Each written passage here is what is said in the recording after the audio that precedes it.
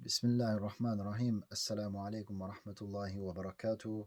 First of all, I would like to wish you all a Ramadan Mubarak.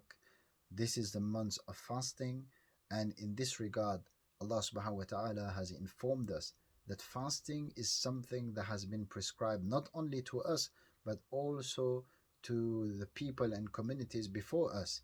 And it has one purpose. Fasting is actually to develop God consciousness.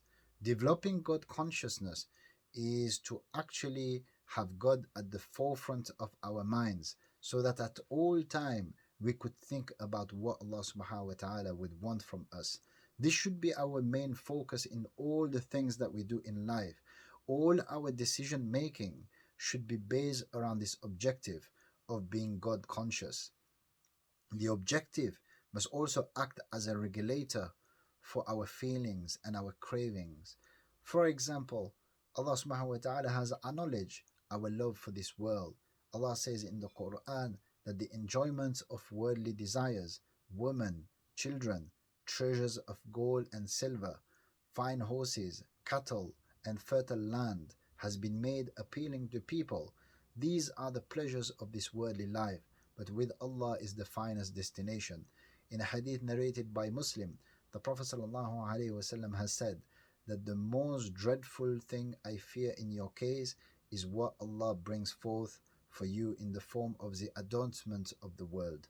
Imam Qurtubi rahimahullah under this hadith explains that this world, this dunya, is pleasurable in its days and it has an attractive appearance.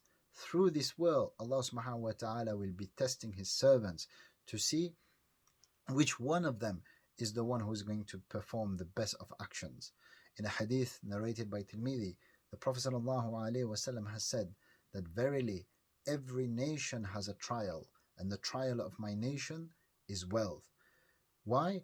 Because wealth is something that can actually take us away from our objective of being God conscious.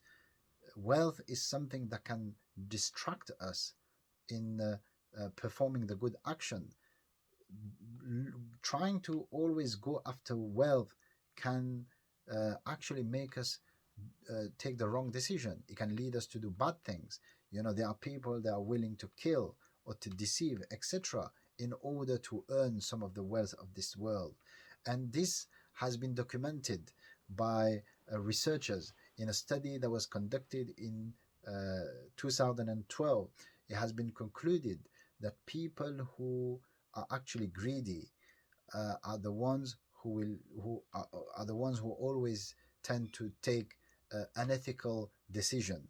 So this is something that we have to be very wary of, that loving this world and loving wealth is not a bad thing. We cannot just hate it.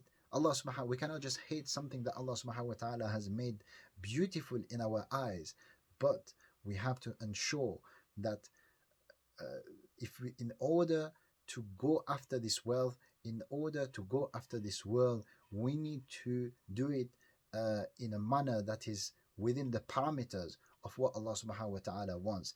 And we must also spend this wealth in the way that Allah subhanahu wa ta'ala would want us to do.